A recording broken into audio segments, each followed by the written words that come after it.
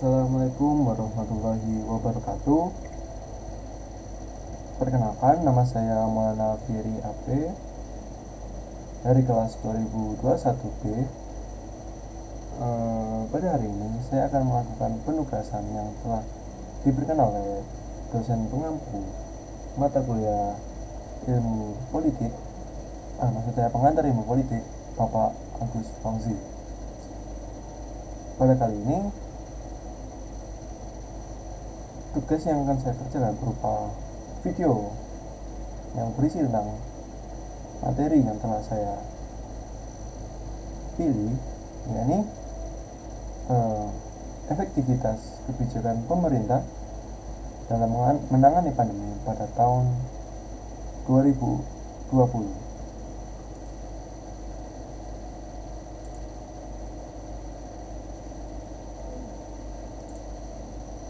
Setahun sudah kita bersama coronavirus disease 19 atau bisa disingkat dengan COVID-19.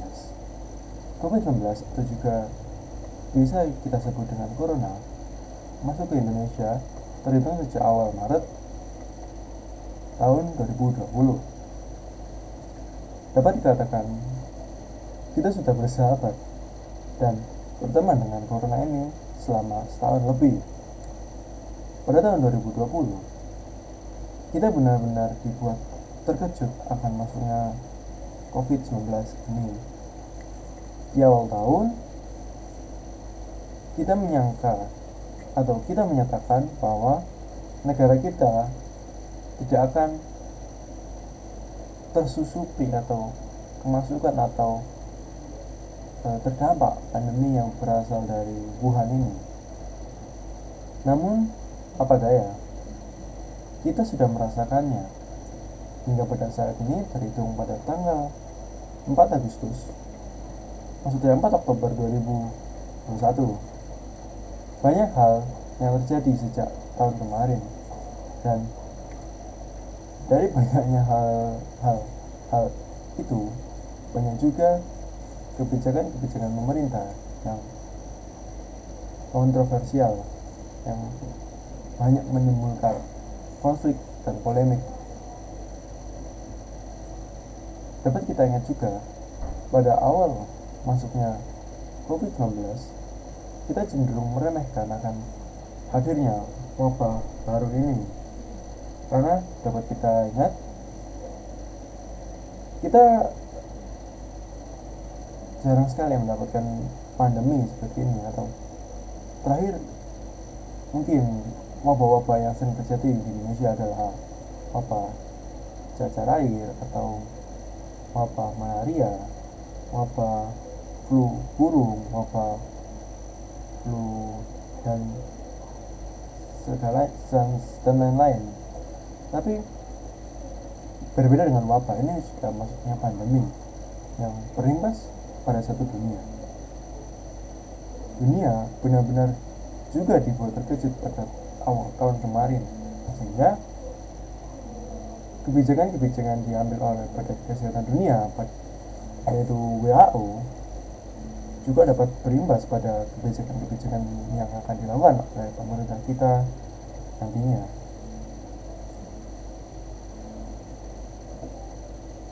Saya sudah merangkum beberapa kebijakan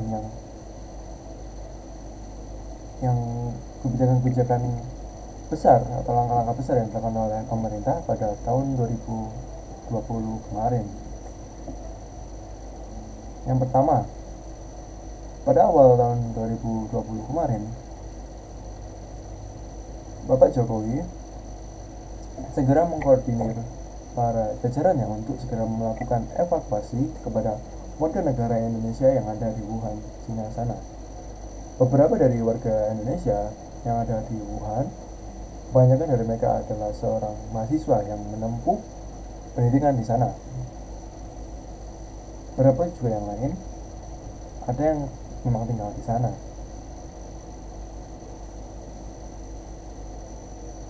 Bapak Jokowi selaku Presiden Republik Indonesia melakukan perundingan dengan para menteri-menteri terkait, ditemani juga dengan perundingan dengan pihak-pihak terkait yang ada di Cina agar rasa keamanan dan kenyamanan yang menjadi hak milik warga negara Indonesia di sana tetap terasa walaupun mereka jauh dari tanah air mereka.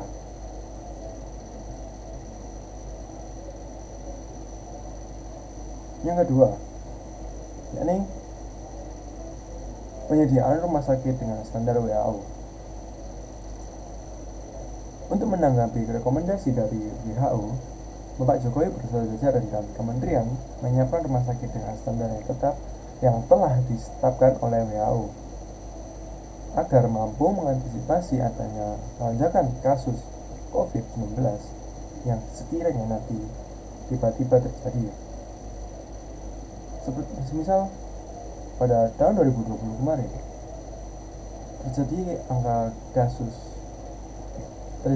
kenaikan angka kasus yang signifikan yang awalnya hanya beberapa ratus pada bulan Maret atau April melonjak hingga ribuan dan akhirnya ratusan ribu pada bulan Juli atau hingga Agustus tahun 2000 kemarin.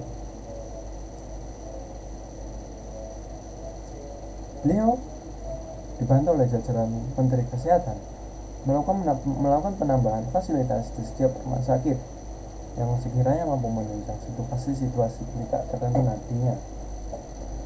Bapak Jokowi beserta jajaran tetap melakukan koordinasi dibantu juga oleh pemerintah daerah yang agar nantinya jika terjadi lonjakan kasus di tiap daerah dapat langsung diatasi oleh pemerintah daerah setempat agar pendataan serta penanganan kasus COVID-19 dapat dengan mudah diawasi oleh pemerintah setempat. Lalu ada pengawasan di tiap jalur kedatangan.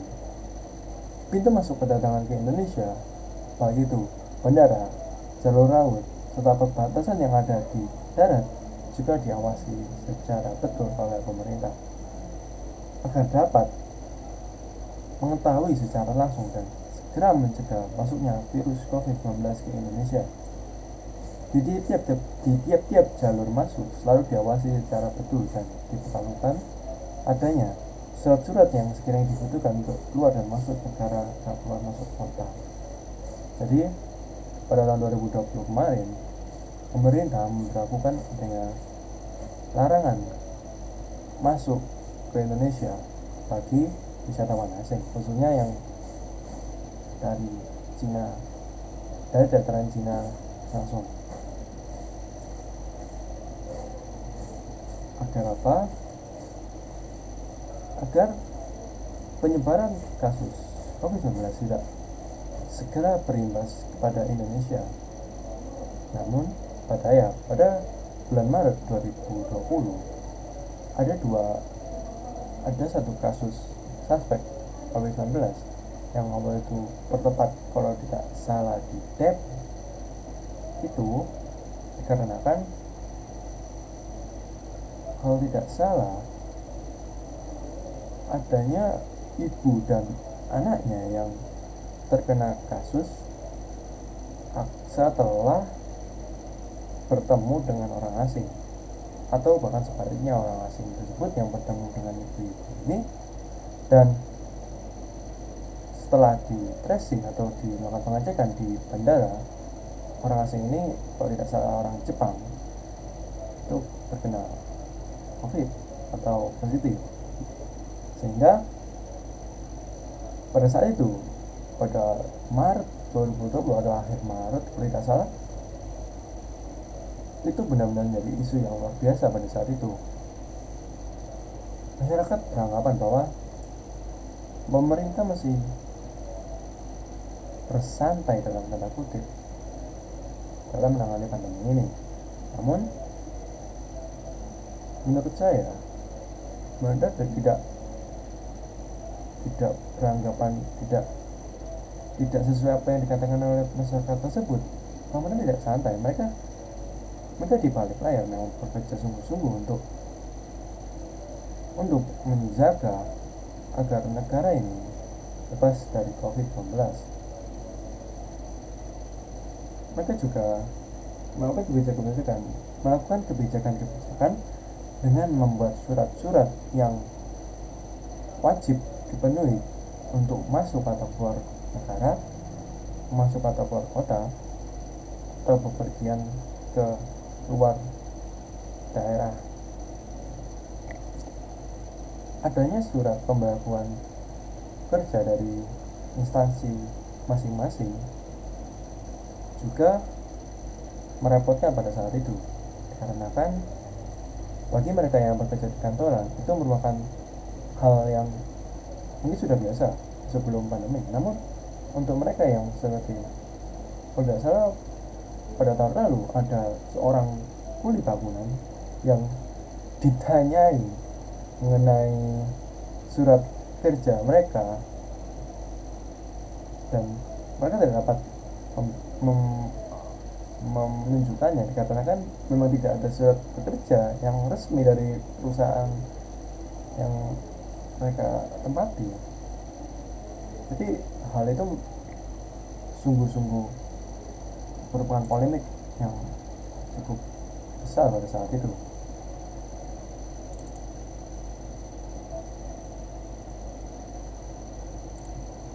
Lalu masih dengan pengawasan tidak secara berdatangan, ada lagi kasus polemik yang sungguh besar pada saat itu, yakni pada bulan Mei 2020. Bulan Mei 2020 bertepatan dengan Hari Raya Idul Fitri atau Hari Raya bagi umat Islam di Indonesia. Budaya untuk pulang kampung atau mudik pada hari raya itu sudah merupakan kegiatan turun-temurun atau sudah kebiasaan di tiap tahun. Namun kali ini berbeda.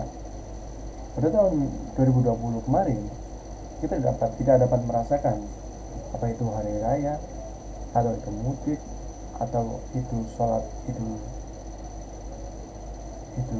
Fitri di masjid, karena pada saat itu pemerintah memberlakukan berkegiatan daya kemah, yakni ibadah serta pulang kampung dengan sanak saudara, baik berupa video call seperti yang saya lakukan dengan keluarga saya pada tahun kemarin. Sehingga beberapa dari masyarakat melakukan cara-cara yang licik untuk memperdaya pemerintah. Beberapa dari mereka ada yang melakukan pemalsuan surat atau menunjukkan surat kerja kepada aparat-aparat yang berjaga di tiap batas-batas daerah, perbatasan daerah, agar mampu pulang kampung atau mudik ke sanak saudara. Namun imbas dari adanya masyarakat yang nakal atau licik seperti ini, pada bulan Juli hingga September, mungkin kalau tidak salah saya membaca, itu adanya lonjakan kasus yang cukup signifikan, sehingga dibuat kebingungan akan hal ini, sehingga muncul kembali kebijakan seperti kebijakan pertama kali pada tahun 2020, yakni mengenai berkegiatan dari rumah, yaitu PSBB, yakni pembatasan sosial berskala besar. PSBB juga pada saat itu benar-benar merupakan sebuah kebijakan yang pada saat itu sungguh menimbulkan polemik yang cukup besar di kalangan masyarakat, karena kita dibatasi untuk bergerak ke sana ke sini, kita tidak bisa, kita harus mengikuti jam malam. Ekonomi pada saat itu juga hampir terpuruk, banyak kejadian kriminal di mana-mana, dan sehingga pemerintah melakukan apa ya namanya, pelonggaran pada akhir tahun 2020. Tapi juga itu tergantung dengan situasi dan kondisi yang ada di setiap daerah. Dan sebagai penutup, dapat diambil kesimpulan, kebijakan-kebijakan yang diambil oleh pemerintah pada tahun 2020 ini sebenarnya memang ada baiknya untuk mengurangi angka lonjakan kasus yang ada di Indonesia. Namun dapat dari beberapa ada oknum pemerintah banyak yang kontroversial, baik itu pemerintahan pusat dan pemerintahan daerah. Patut bagi kita untuk mendukung segala kebijakan yang telah diberikan oleh pemerintah dengan